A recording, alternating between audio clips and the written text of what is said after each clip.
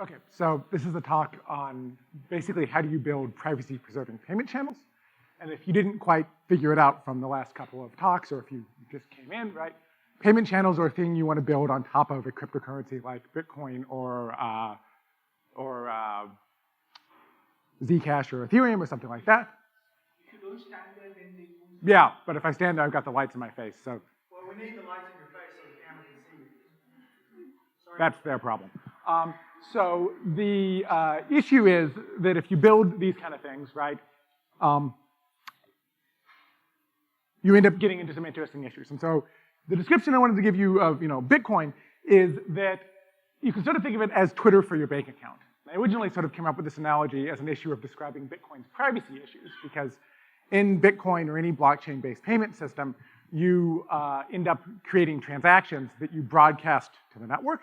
These get included in a block, and then the block gets appended to a blockchain, and anybody in the world can download this thing and see it.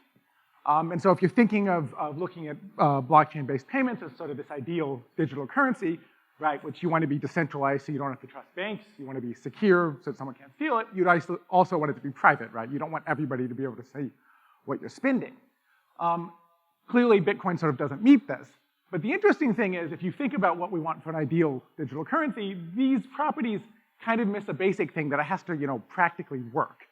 And Bitcoin as Twitter actually gives you sort of a different sort of intuition of there's also another problem here, because Twitter, of course, famously had large scaling issues when it first started. People started getting the Twitter fail whale, because it turns out that broadcasting transactions to everybody to make them globally available is actually quite hard.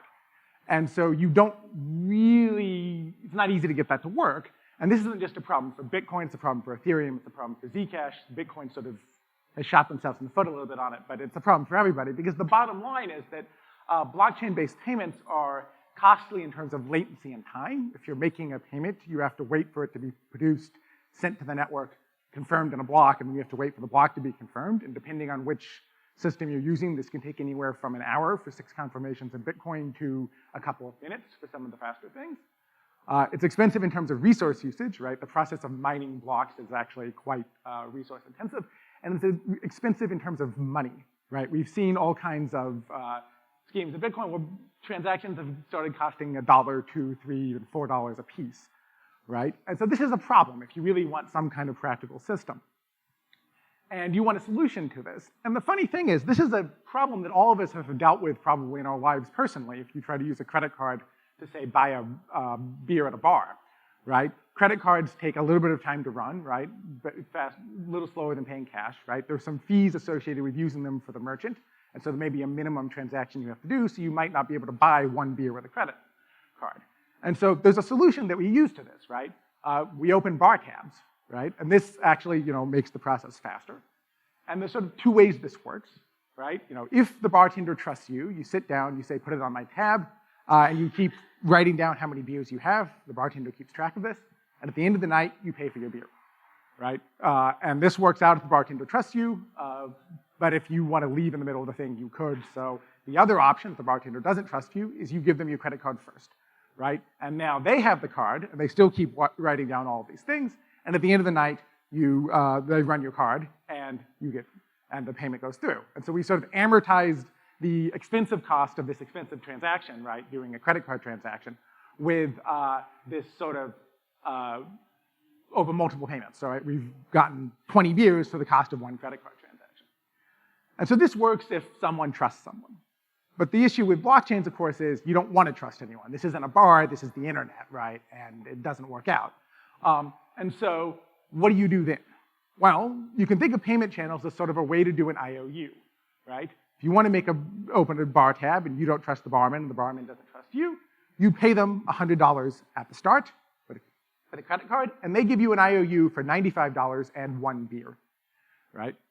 And if you want to get another beer, you take your IOU for $95 and you go over to them and you exchange it for an IOU for $90 and 1 more beer. And you can keep doing this as much as you want until you've used up the money you put in. And at the end of the night, what you have to do is cash out this IOU for the remaining balance. And if you do this correctly, you haven't had any problems.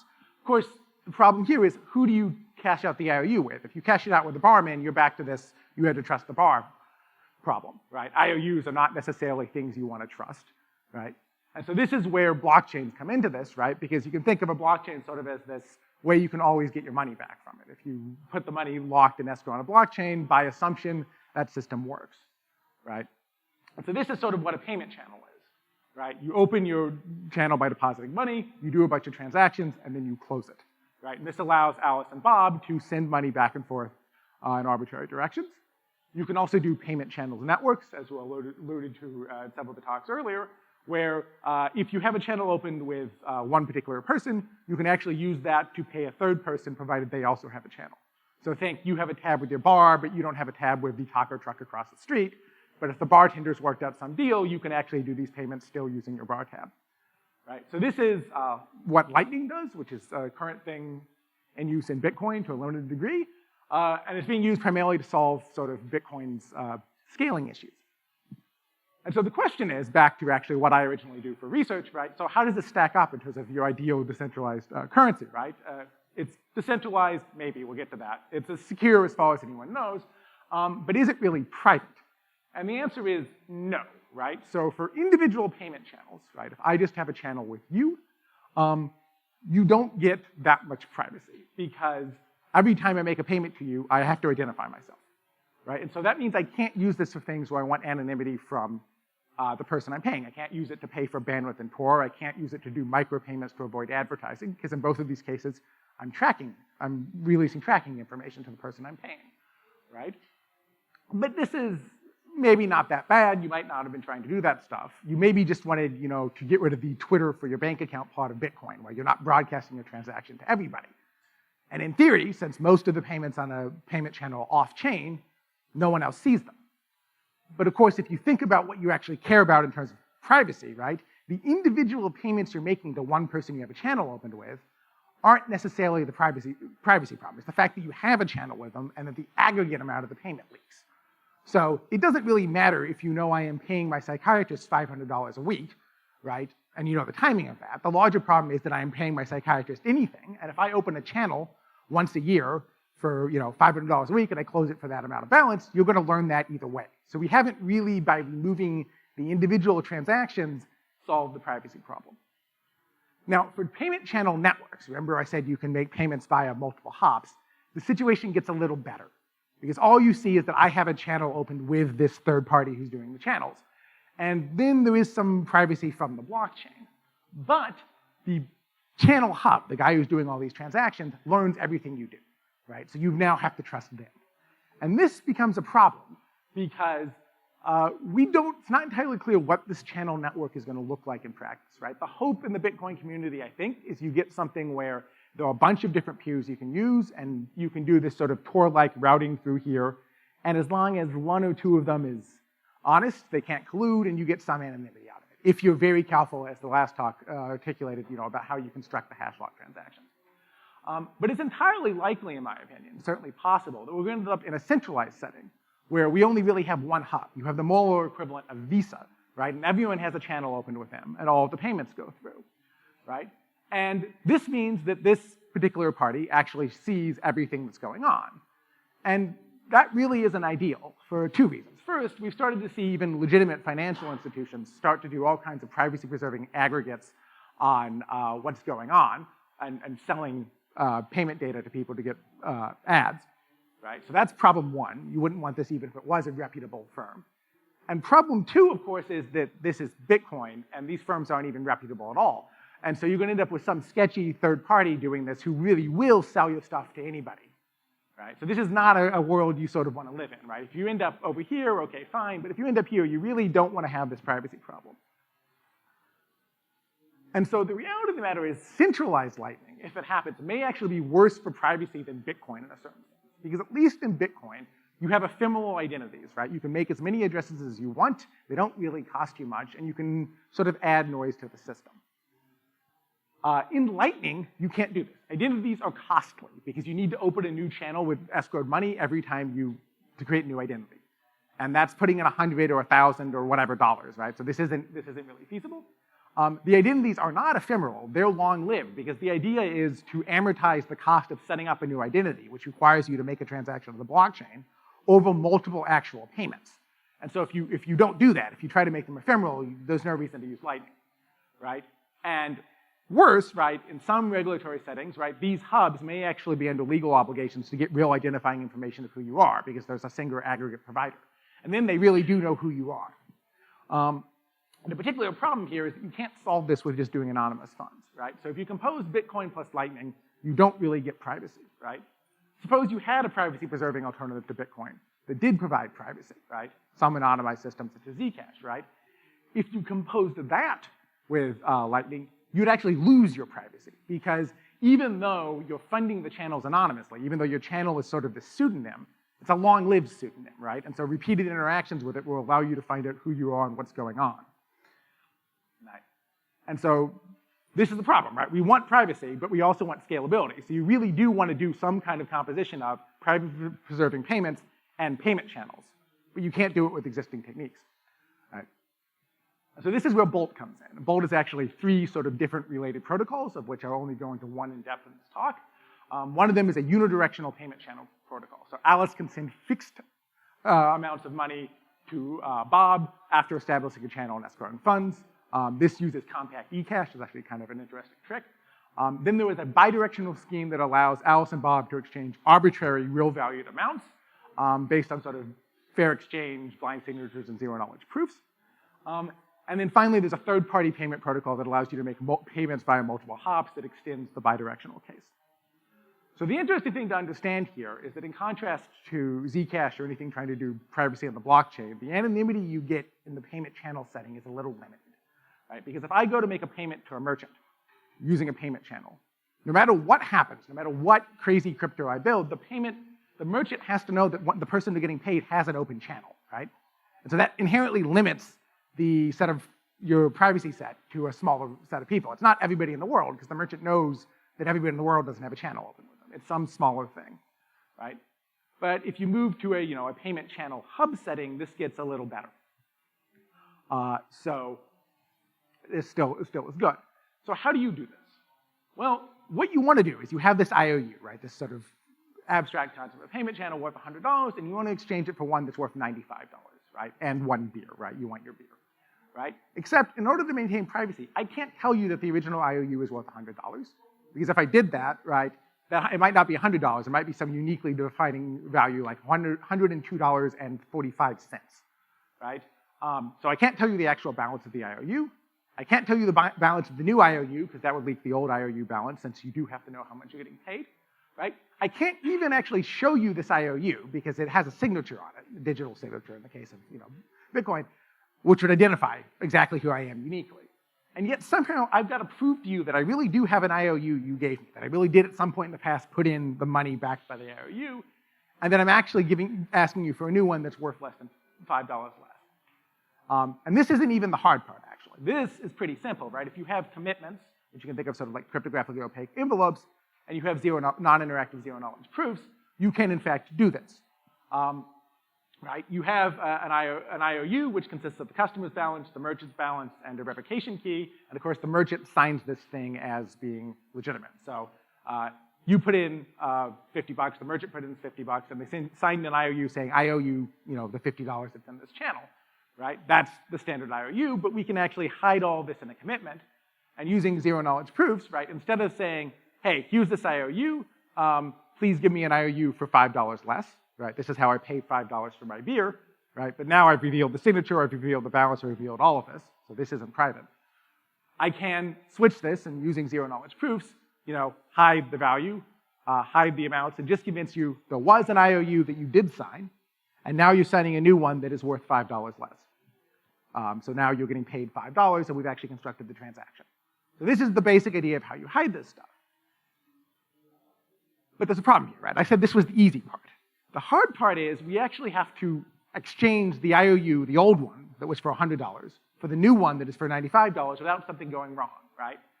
So if Mo, your bartender, issues you a new IOU and gives you the beer first, but doesn't make you invalidate the old $100 IOU you had, well then you got a free beer, right? Because you can take the $100 IOU you have and immediately cash it out on the blockchain. So we can't do that transaction. On the other hand, we can't do the order in the other way. Right? We can't have you invalidate your $100 IOU first, right? and then get the new IOU in your beer, right? That would be safe for Mo. He'd know he got paid. But the moment I invalidate my $100 IOU, I have no way to close the channel. I have no way to get my money back. And if Mo doesn't give me my new IOU, he gets to keep the entire $100, right? So we sort of similarly have this trust problem, because what you need to do is sort of atomically swap an old IOU and a new IOU. And this should start to actually concern those of you who do cryptography, because this isn't necessarily that easy to do. Because in fact, fair exchange of signatures without a trusted third party is basically impossible. So what do we do? Well, the solution is that the IOUs are not all the same in a certain sense, right? The IOU serves two functions. One of them is that I need it to be able to cash out at the end of the night, right? I need to be able to take whatever final balance I have, and at the end of the night, go to the blockchain and get my money back. That's function one. Function two is that I need to be able to use it to make another purchase, right? I need to be able to take the IOU and go to Mo and go, okay, give me another beer and give me a new IOU that's worth $5 less. And these don't need to be valid at the same time for all of these things, right?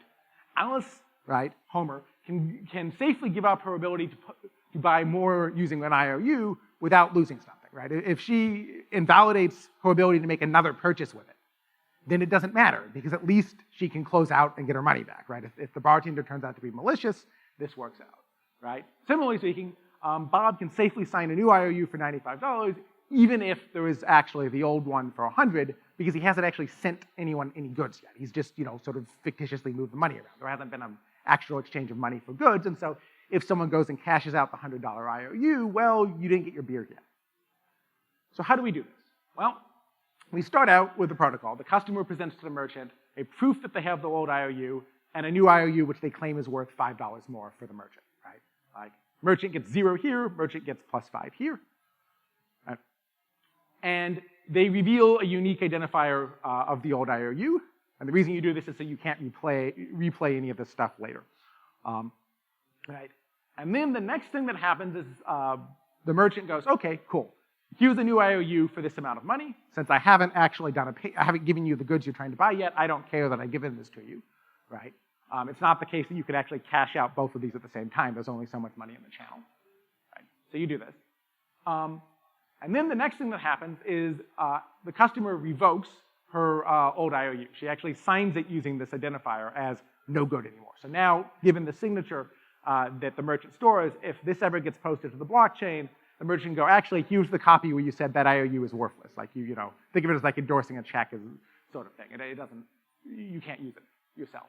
And so now that you've safely done that, the merchant can sign this new IOU as valid for making a new purchase, right? So this actually works out pretty well, and it ends up actually being somewhat efficient. So we actually implemented this, and the gist of it is it takes 1 to 2 seconds to do the crypto to establish a channel. This is in prototype code in Python. But it takes less than 100 milliseconds per hop to do an actual payment.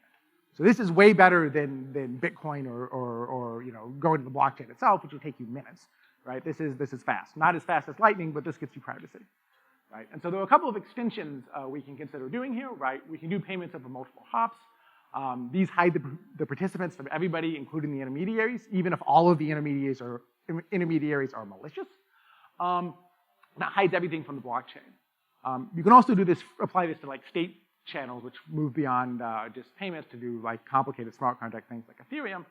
And we can remove any kind of exotic cryptography from the blockchain where we have to do funny signature verification. Right? We can actually, by adding 1 round trip to the protocol, get it down to just having to validate the opening of a commitment and a standard ECDSA signature. So this is actually quite nice. So I sort of wanted to end with a brief comparison to related work, because it's sort of hard to keep track of all this stuff, right? One proposal, as you saw in the last talk, and has been in the Bitcoin community for a while, is to do Lightning plus anonymous hash lock transactions. So the idea here is you get some kind of Tor-like model where if you go through enough hops, as long as they don't collude, you get some anonymity. So this works, but if all of them collude, or if you don't have a network which actually supports that many hops because you've got one centralized hub, this doesn't give you privacy. A related proposal is also a thing called Tumblebed, which does give you some privacy even if the hub is malicious. But the particular limitation is if the hub and the receiver collude, they can de-anonymize the sender, right? So Tumblebed basically solves you're broadcasting your transaction to everybody, and it solves the Hub can just spy on you, but if you want to make a payment to someone and don't want them to know who you are, it doesn't work. Bolt in contrast does all of these things, but the reason Bolt gets to do this and these don't, these are both very impressive works, right? In fact, in some respects, I think they had a harder time doing this than I did, because they were stuck working with what Bitcoin had today, right? But if you are willing to add cryptographic primitives, if you're willing to get to actually soft forking the protocol, you have a lot more room to work with, and you can actually get all of the features you want, right? So this actually is deployable as a soft fork in Zcash or Bitcoin, though it gets a little challenging to do that in Bitcoin because you need to make sure that your channels are funded semi-anonymously. You need to hide your money enough because this thing is an interactive protocol, if someone aborts, they can force you to close the channel. And so you can just, abort one particular channel and then wait, and the first guy to actually go close to the network, well, now you have a good idea who he was that you were interacting with. And so in order to prevent that from happening, you need to make sure that really when he finds out when you close the channel, he doesn't see who you really are. So you need a sort of a pseudonym. So that's Bolt. It gives you sort of provably secure, strongly private payment channels at the cost of having to change the actual cryptographic primitives in the system. And with that, I will take questions, and then we can actually, I think, finish slightly early.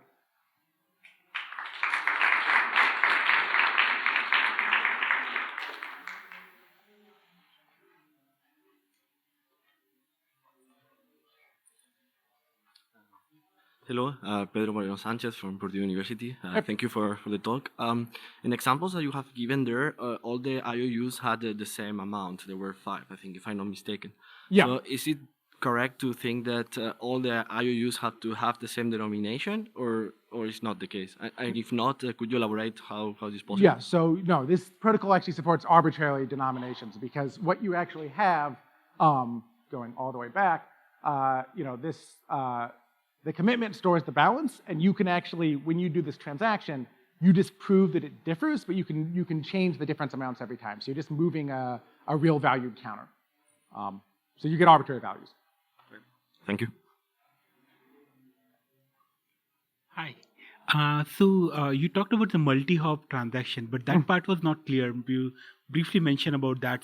And especially what's not clear to me is in multi-hop case, maybe intermediary can decide to maybe close channel or do something like that and break privacy, right? So where does that stand precisely? Right, so in fact, it is exactly a problem. And so I alluded to that in order to really do this safely, you want your opening and closing of the channel to be funded with anonymous funds.